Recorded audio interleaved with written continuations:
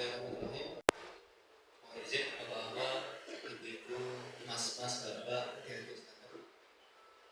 Saya mulai nih. Bismillahirrahmanirrahim. Assalamualaikum warahmatullahi wabarakatuh.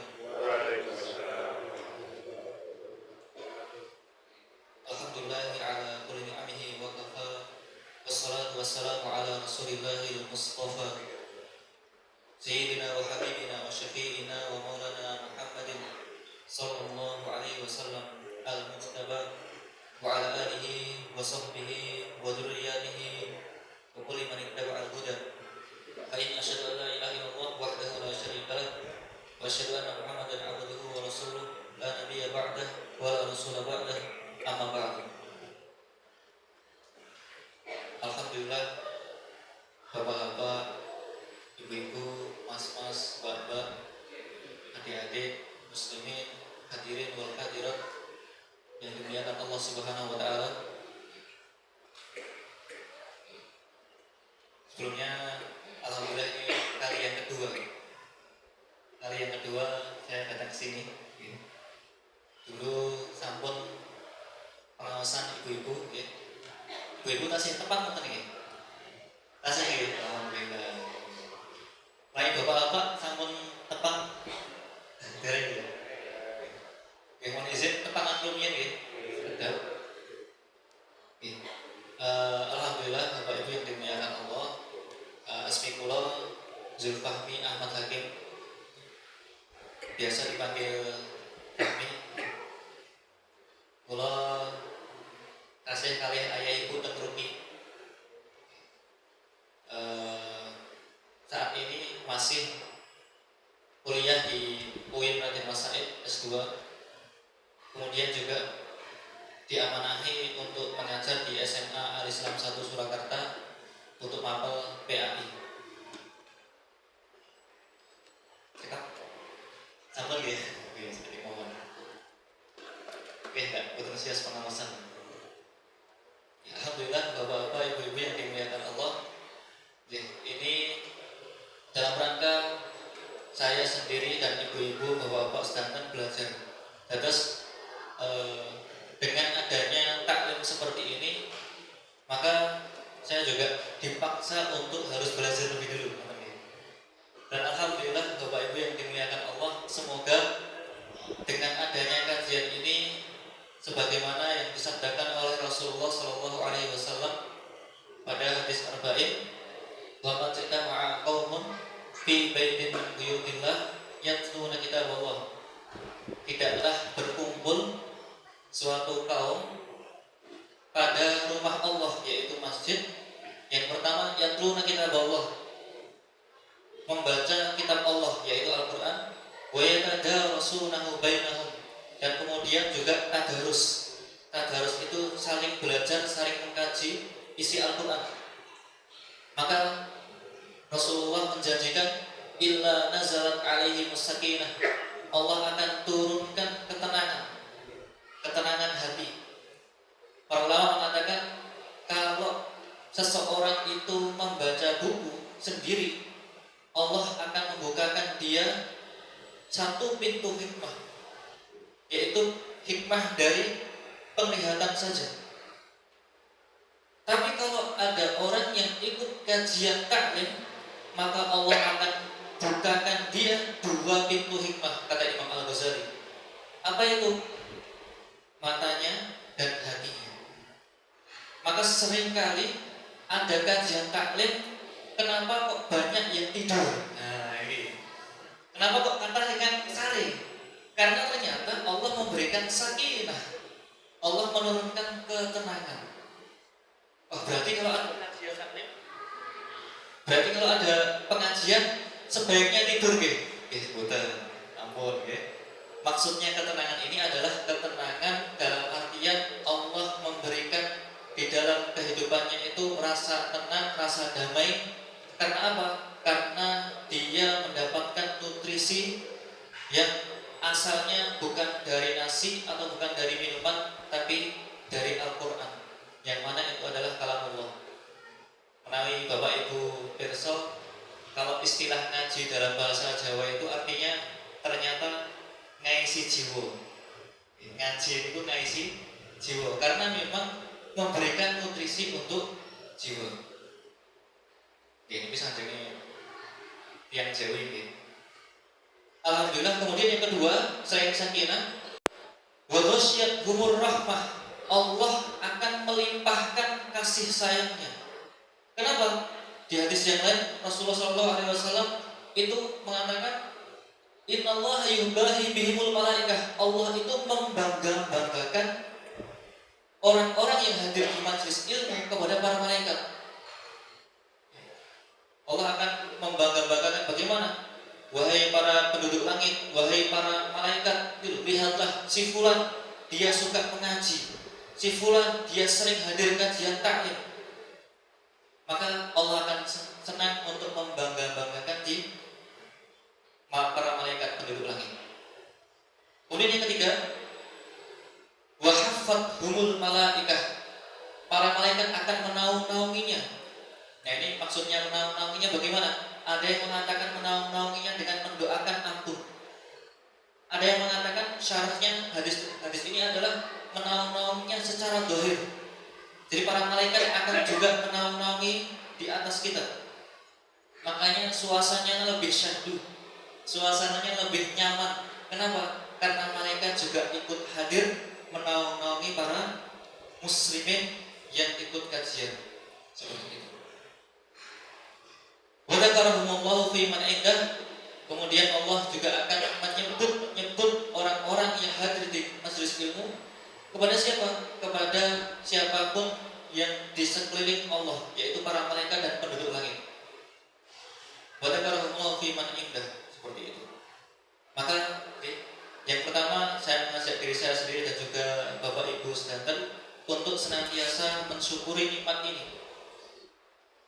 Kalau nikmat kata Muhammad bin Shalih Al-Utsaimin ada 3 cara mensyukurinya. Yang pertama, ta'aruf, bahwasanya kita mengakui apa yang kita dapatkan ini dari Allah, bukan dari yang lainnya. Apalagi menyadarkan diri saya sendiri, wah aku gandeng gelem ngaji yo karepku, nah bukan. Tapi Allah lah yang menggerakkan hati kita untuk bisa hadir di kajian taklim. Kemudian yang kedua, wal qaul bima yardahu anhu, mengucapkan apa yang Allah ridai dengan cara bersyukur, yaitu mengucapkan alhamdulillah atau Allahu akbar atau zikir yang lainnya.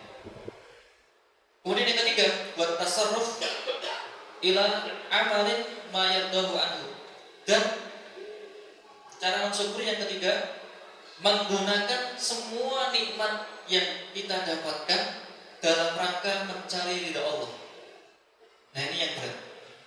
Yang ketiga ini yang berat. Seringkali kita mendapatkan nikmat, uang yang banyak, gaji yang besar, kesehatan yang melimpah, 2 nikmat yang seringkali manusia ini lupa. Akhirnya apa? Digunakan untuk hal-hal yang sia-sia. Nikmat sehat digunakan untuk tidak beribadah misalnya, atau keuangan yang baik tidak digunakan untuk sedekah, tapi untuk memperbaiki rumah atau fasilitas hidupnya. Sebenarnya boleh, tapi kurang. Nah, maka inilah yang kemudian menjadi ujian kita. Apakah kita pandai bersyukur atau tidak? Karena kalau kita tidak pandai bersyukur, sebagaimana kata Allah di dalam surat Ibrahim, la in syakartum la azidannakum. Kalau kita pandai bersyukur, bisa melakukan 3 hal itu, maka insya Allah kita akan ditambahi nikmatnya. La azidannakum. Namun sebaliknya, kalau kita tidak pandai bersyukur, yang tadinya itu rasanya nikmat bisa jadi Allah ubah menjadi musibah. Na'udzubillah min dzalik. Labib bin Rabi'ah itu seorang penyair. Beliau mengatakan, ala ketahuilah kullu ma khalallahu batil. Ketahuilah bahwasanya selain Allah itu batil. Artinya semua yang diniatkan tidak karena Allah pasti akan sia-sia. Wa kullu na'imin la muhalata zailu, dan semua nikmat yang didapatkan oleh manusia, yang akan dirasakan oleh manusia, la muhalata zailu, tidak mustahil nikmat tersebut akan hilang.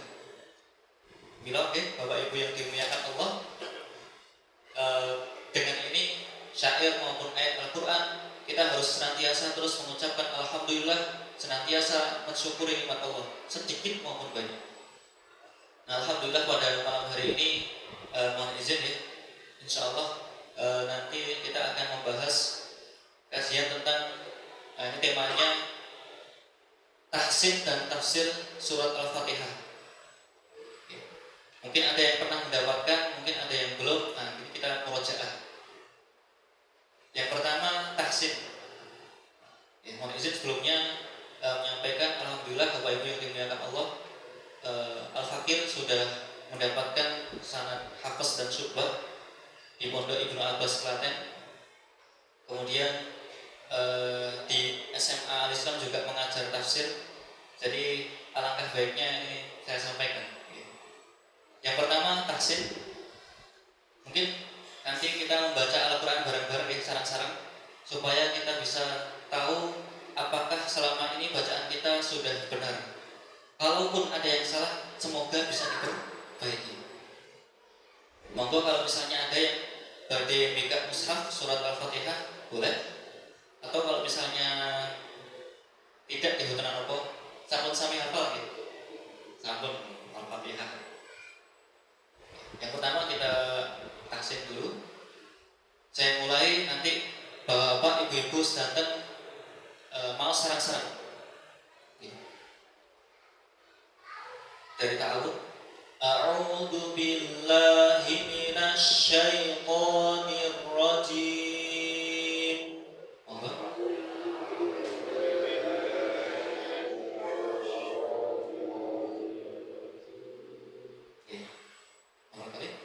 A'udzu billahi minasy syaithanir rajim.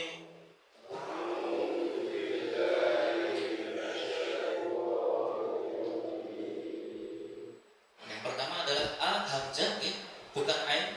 Yang kedua ain. A'u. Betul ya?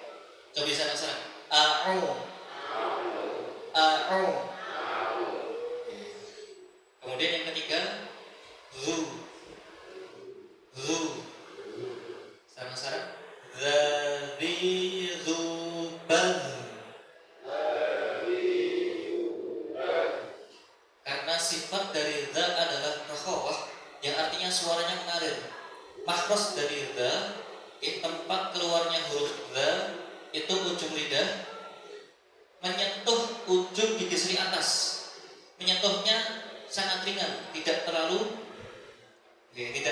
nempel sekali. Bukan da, bukan, tapi the. Betul ya? Kita ulangi sana-sana. A'udzu billahi minasy syaithanir rajim.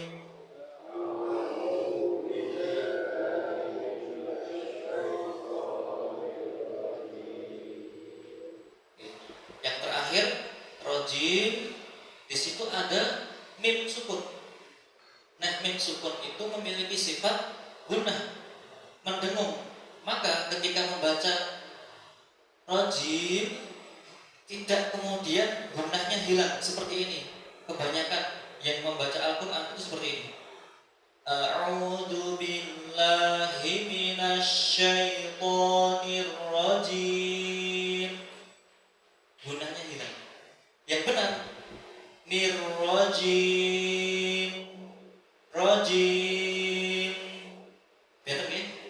Jadi di huruf mim tetap ada gunnahnya sedikit, tidak kemudian dihilangkan. Saya ulangi. A'udzu billahi minasy syaithanir rajim.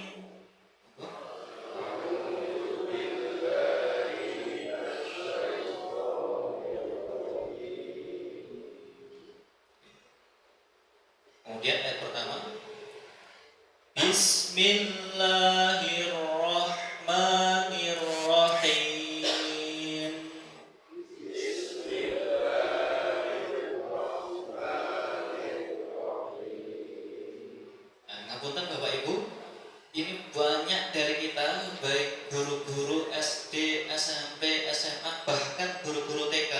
itu bacanya seperti ini. Bismillahirrahmanirrahim. Terus akan sebenarnya itu kepanjangan Bapak Ibu. Kepanjangan dari mana? Bismillahirrahmanirrahim. Lah dan ma-nya lebih dari 2 harokat. Padahal itu cuma matu bini. Jadi bacanya 2 harokat saja. Seperti ini. Bismillahirrahmanirrahim. Monggo. Bismillahirrahmanirrahim. Terus nggih, saged. Ayat kedua. Alhamdulillahi rabbil alamin.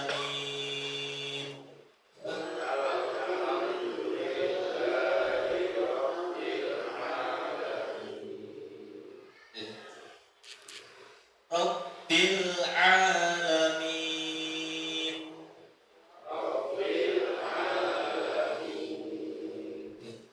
Rabbil setelah itu huruf ain.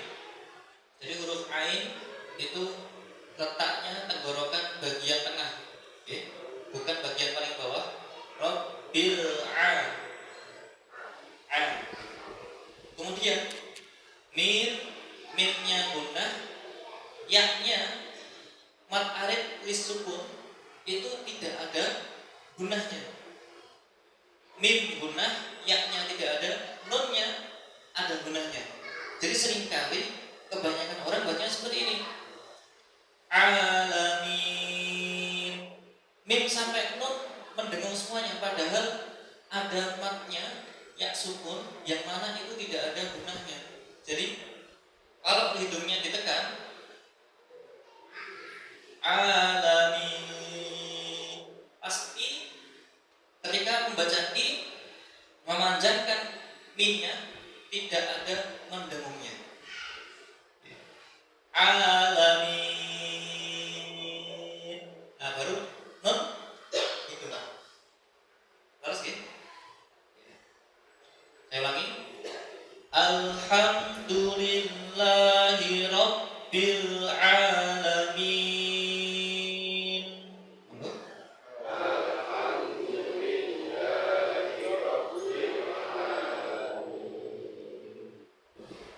Sambil ditekan hidungnya Ibu. Kalau mim masih keluar di hidung, mim keluar di hidung. Tapi begitu i, nah i-nya ini tidak keluar dari hidung. Terus gitu. Alhamdulillahi rabbil alamin. Monggo.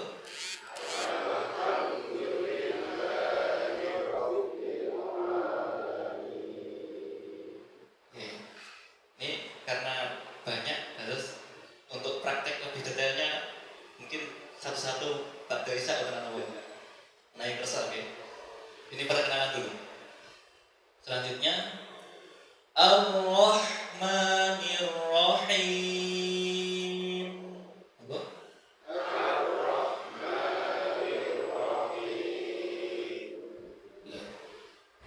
Maliki Yaumiddin.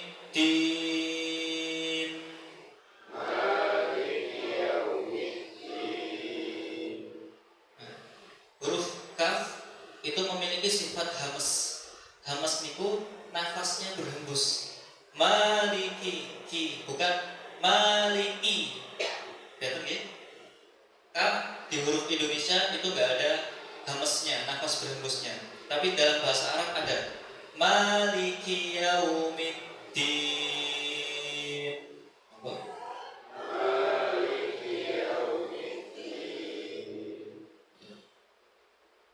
Iyyaka na'budu wa iyyaka nasta'in.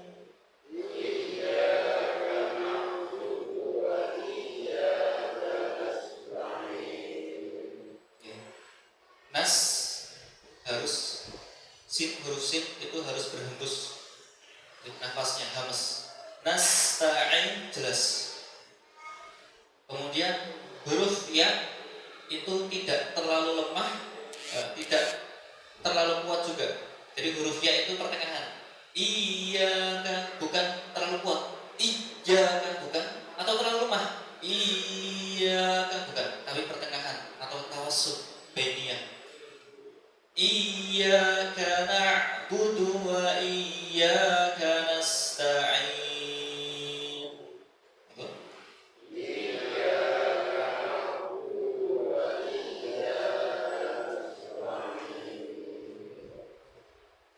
Selanjutnya ihdinas shiratal mustaqim.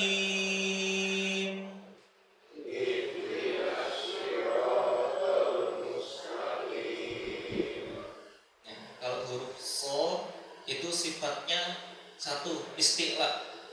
Apa itu isti'la? Lidah bagian tengah ke belakang naik ke langit-langit. Kemudian hurufnya tafkhim, tebal. Jadi bukan seperti ini, sol, masih tipis, sol, tipis.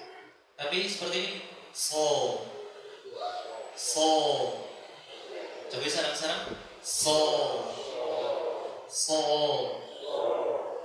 Dan huruf so ya, dikatakan oleh Imam Al-Jazari dalam kitabnya At-Taisir, huruf so itu bukan perbuatan bibir, jadi bukan gini, so, bukan, bibirnya tidak dimonyongkan, tapi perbuatan lidah bagian tengah ke belakang naik ke langit-langit, ujung lidah sejajar dengan ujung gigi seri bawah. Jadi seperti ini. Ini lidah, ya. Ini lidah yang belakang naik, kemudian ujungnya sejajar dengan ujung gigi seri bawah.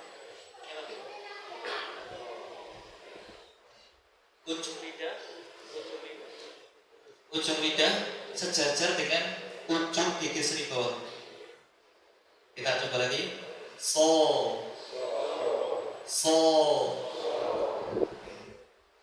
Sakit. Wah, kok angel Mas. Dia tenang aku. Ini perkenalan nih. Barangkali kapan gitu Allah Subhanahu wa taala kemudian melunakkan lidahnya tuh sakit. Masya Allah, alhamdulillah. Kita coba lagi. Ihdinas shiratal mustaqim.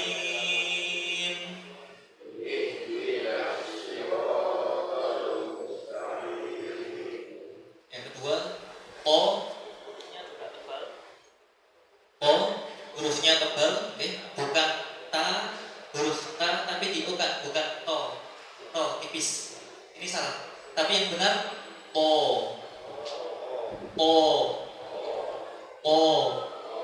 Caranya bagaimana menebalkan lidah bagian tengah dinaikkan ke langit-langit? Karena sifatnya isti'la. Kok angel Mas? Betul kan?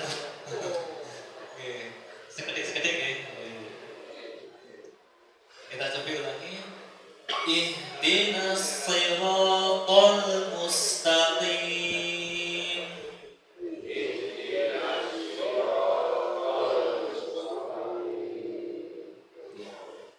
Selanjutnya, shiratal ladzina an'amta 'alaihim.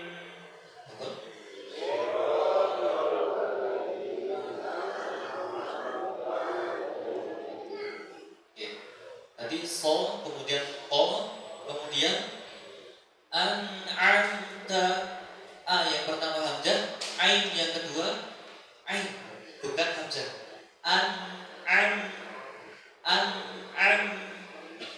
Untuk saya sekali lagi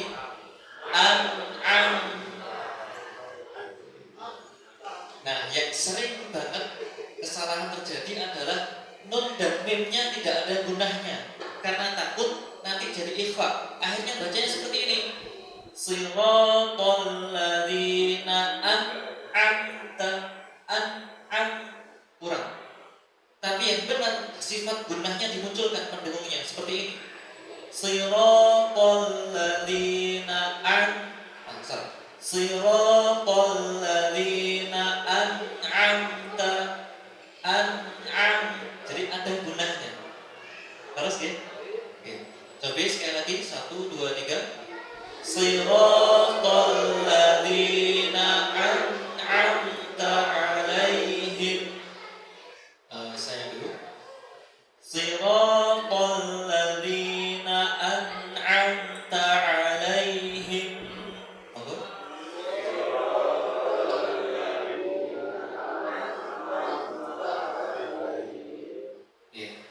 termasuk alaihim.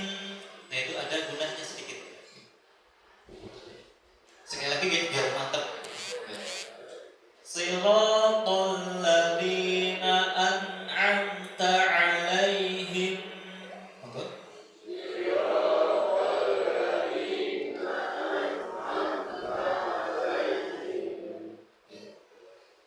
Ghairil maghdubi alaihim waladdallin.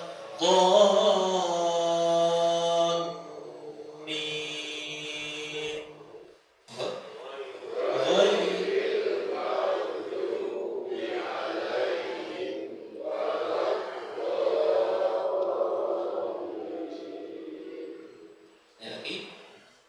Ghairil maghdubi alaihim waladdallin.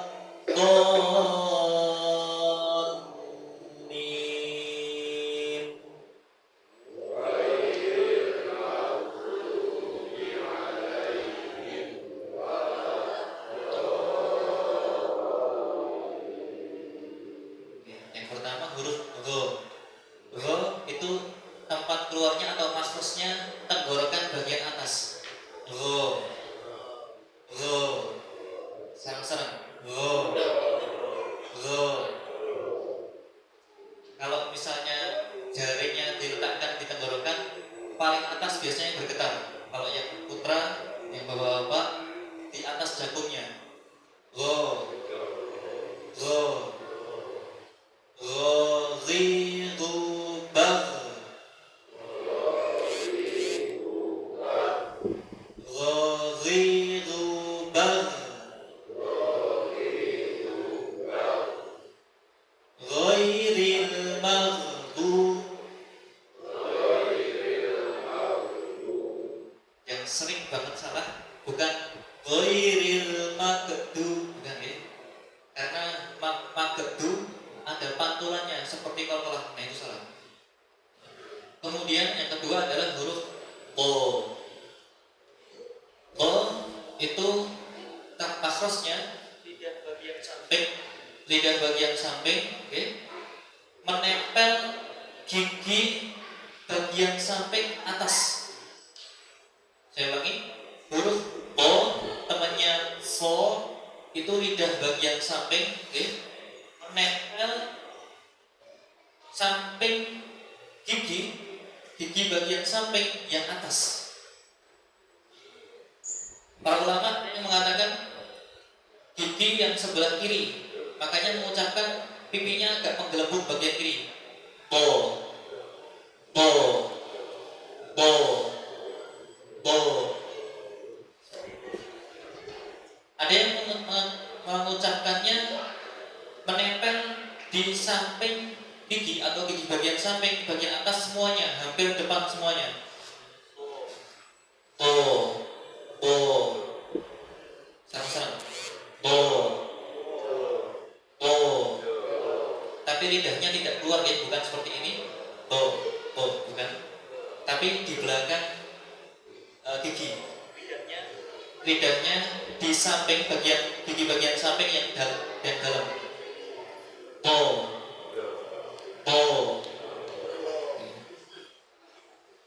Ghairil maghdubi alaihim waladdallin.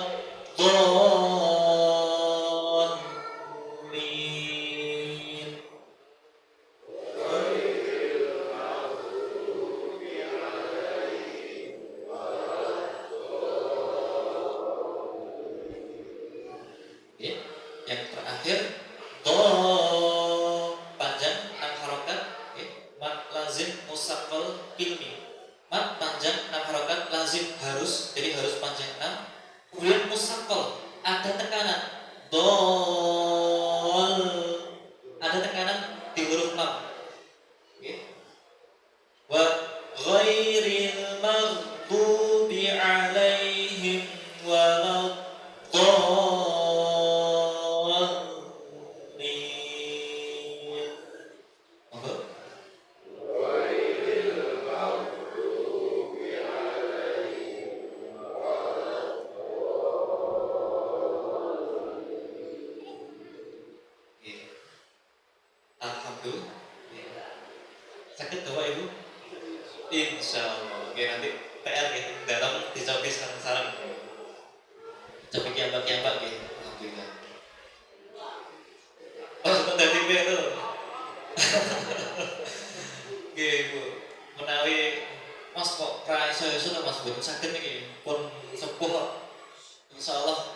meskipun sudah berumur ibu-ibu, oke, tapi kalau tetap belajar, tetap tahu, tetap berusaha, maka sebagaimana sabda Rasulullah, man qara'a al-Qur'an wa yatata'ta, kalau siapa yang baca Al-Quran tapi dia kesusahan, oke, masih kesulitan mengucapkan makhrajnya, maka falahu ajroni, dia mendapatkan 2 pahala.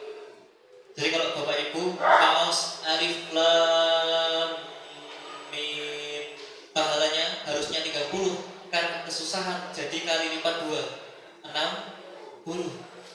Tapi yang bacaannya lancar, maka ma'as-safaratil kiramil bararah, bersama malaikat-malaikat yang mulia, yang baik-baik. Nah, ini keutamaannya yang membaca lancar. Tapi pahalanya pintar, dia tunggal. Tapi kemuliaannya bersama malaikat nanti di surga, seperti itu. Jadi semuanya bagus, yang lancar maupun yang belum lancar tetap terus belajar. Insya Allah kemuliaannya masing-masing didapatkan. Cakap deh, untuk pertanyaan terkait tajwid maupun makhraj, monggo Bapak betul.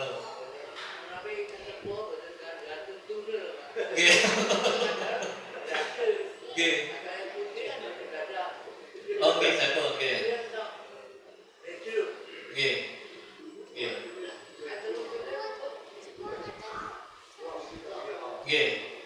Terus ada pertanyaan saking Pak Sinta, kamu tuh? Pak Jayadi. Pak Cahyadi. Saking Pak Cahyadi. Ngapunten Mas menawi boten enten gigi utawi ingkang putri kan boten enten jakun pripun? Nggih, kalau makhraj itu tenggorokan nggih. Tempat keluarnya huruf yang bagian tenggorokan terbagi menjadi 3. Pertama yang paling bawah yaitu A dan H. A dan H, huruf hamzah dan huruf H itu paling bawah. Kemudian yang kedua huruf Ain dan huruf H. Patokannya pakai itu. Bawah, tengah, kemudian yang terakhir yang atas. Bagian paling atas, kalau misalnya yang ibu-ibu tidak ada jakun, bagian atas dipegang pakai penunjuk misalnya, kok bagian atas bergetar, berarti sudah betul. Bagian atas hurufnya Ro dan Kho. Ro dan Kho. Nah itu huruf yang di tenggorokan. Kalau misalnya tidak punya gigi pun, Allah Subhanahu wa taala sampun ketika di surat Al-Muzammil, faqra'u ma tayassara minal Qur'an. Bacalah apa yang mudah dari Al-Qur'an. Maksudnya sesuai kemampuan. Kalau ternyata sudah mencoba tidak bisa pun, bisa sampun. Terus gimana? Tapi sudah ada niatan, maka Allah sudah menulis pahala untuknya. Sudah ada niatan untuk pengen berusaha tajwidnya bagus, makhrajnya bagus, tapi kok tetap belum bisa, maka Allah sudah menulis pahala untuknya. Itu enaknya jadi orang beriman ya. Belum bisa saja, tapi sudah niat, sampun Allah tulis pahalanya. Betul gitu Pak Cahyadi gitu. Sampun? Gitu pun, Pak.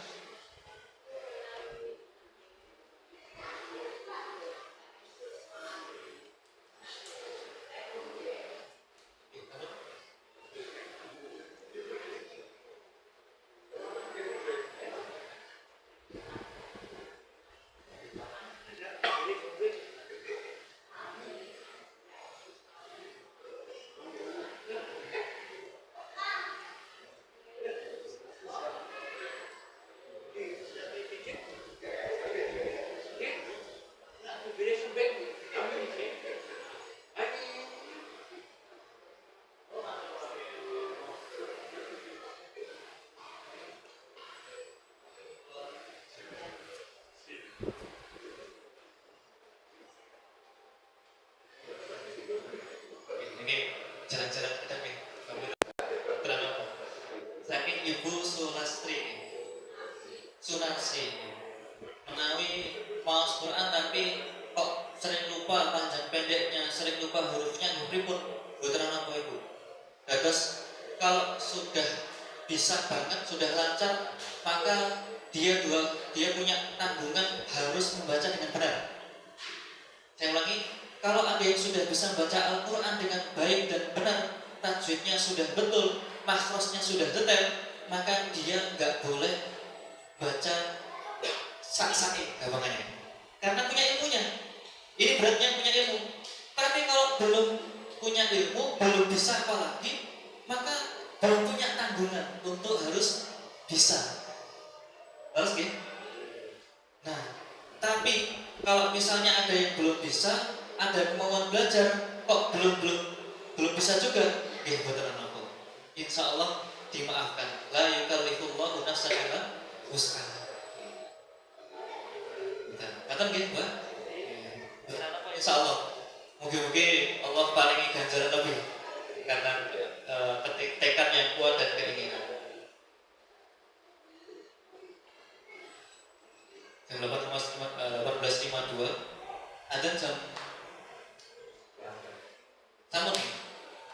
Oke, sebenarnya ini kita juga akan membahas tafsirnya dari ta'awud sampai ayat ke-7. Namun qadarullah ternyata sampun adzan. Terakhir ini untuk sebagai penutup, kenapa kok perlu juga kita paham tafsirnya? Karena Rasulullah sampun ngendika nggih, taraktu fiikum amrayni. Saya meninggalkan untuk kalian, maksudnya untuk umat Islam, dua hal. La in tamassaktum bihima lan tadillu abadan. Kalau kita berpegang teguh dengan keduanya, tidak akan tersesat selama-lamanya. Yang pertama adalah kitabullah, kitab Allah, Al-Quran. Yang kedua, sunnah Rasulnya, hadisnya. Maka cara supaya kita bisa memahami isi Al-Quran adalah dengan mempelajari tafsirnya. Kalau misalnya tidak bisa mempelajari tafsir Al-Quran dari surat Al-Fatihah sampai Anas, minimal Bapak Ibu surat Al-Fatihah tahu maknanya, tahu artinya. Terus ya? Bahkan cerita ada seorang sahabat tabi'in namanya Ikrimah. Beliau itu pengen mempelajari tafsir Al-Quran. Caranya bagaimana? Setoran ke sahabat Ibnu Abbas, yang mana beliau dijuluki sebagai terjemah Al-Quran, terjemah Al-Quran. Setiap kali setoran satu ayat, tanya tafsirnya kepada beliau. Bahkan sampai suatu ketika beliau membaca ayat surat An-Nisa ayat 100. Wa may yakhruj min baitihi muhajiran ila Allah, barang siapa yang keluar dari rumahnya dalam rangka muhajiran ila Allah, hijrah kepada Allah, summa yudrikul maut, kemudian dia meninggal, faqad waqa'a ajruhu 'ala Allah, maka dia sudah mendapatkan pahalanya. Ikrimah seorang tabi'in ingin tahu siapa ayat yang dimaksud ini, yang keluar dari rumah kemudian niatnya hijrah tapi meninggal, Allah sudah menuliskan pahala hijrah untuknya. Siapakah orang ini? Ikrimah mencari siapa yang dimaksud ayat ini, sampai dikatakan oleh Imam Al-Qurtubi dalam tafsir, sampai selama arba'ata asyar sana mencari tafsirnya itu sampai 14 tahun. Jadi Masya Allah, saking tekad kuatnya seorang tabi'in dalam rangka mencari tafsir ayat. Seperti itu ya. Yang kedua, kalau para sahabat dulu itu sunnahnya, karena ini kebiasaan para sahabat itu mempelajari ayat tidak banyak, mungkin 10 ayat, tidak buru-buru menghafalkan banyak ayat. Kenapa? Karena ingin diamalkan dulu. Nah ini PR kita. Kalau misalnya sudah belajar tafsirnya, maka meskipun sedikit, meskipun satu ayat, kita sebisa mungkin mengamalkan isinya. Mana gitu? Cekap semanten ingkang saged kula sampaikan menawi enten kalepatan ingkang boten saged dipahami napa kesalahan baik dalam tutur kata maupun perbuatan, kula nyuwun pangapunten sak panjangipun. Nggih. Wabillahi taufiq wal hidayah war ridha wal inayah. Monggo kita akhiri dengan doa kafaratul majelis. Subhanakallahumma wa bihamdika asyhadu an la ilaha illa anta astaghfiruka wa atubu ilaik. Wassalamualaikum warahmatullahi wabarakatuh.